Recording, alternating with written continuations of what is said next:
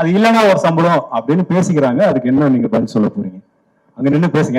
என்ன திட்டுவாங்க, நீங்க வேற. ஏங்க டைரக்டர் கிட்ட கேட்க வேண்டிய கேள்வி நடிகர் கிட்ட கேக்குறீங்க. இல்ல நீங்களே கேக்குறீங்க.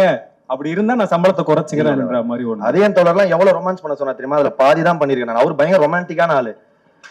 டேய் என்னடா கிஸ்ஸே பண்ண மாட்டேன், பண்ணிடுறான்றாரு. சார் பண்ணிட்டே எப்படி சார் இருக்க முடியும்? அந்த பொண்ணு என்ன சார் நினைக்கும், தேவையெல்லாம் பண்ணிட்டேன் நினைக்காதனா, மச்சி குடுறா மச்சியா ஒண்ணு குடுறா அப்படின்வாரு. நல்லா குடுறா அப்படின்வாரு.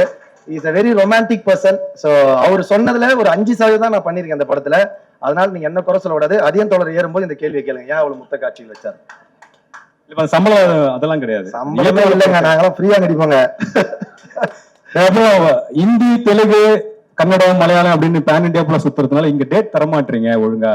இப்படி சொல்லிதான் எங்கேயுமே கூப்பிட மாட்டாங்க இப்போ. இந்த பிரச்சனை ரஞ்சித்தனே ஒரு நாள் பேசிட்டு இருந்தாரு. அவன் எங்கடா டேட்டே தர மாட்டான். அதுக்கான பதில் என்னவா இருக்கும்? ஒரே நான் தொடர்ந்து வேலை செய்ற ஒரே எங்க அண்ணன் தான். நீ அதையும் கெடுக்க பாக்குற, பிச்சு போடுவேன். நன்றி. Thank you so much. Thank you so much. Thank you.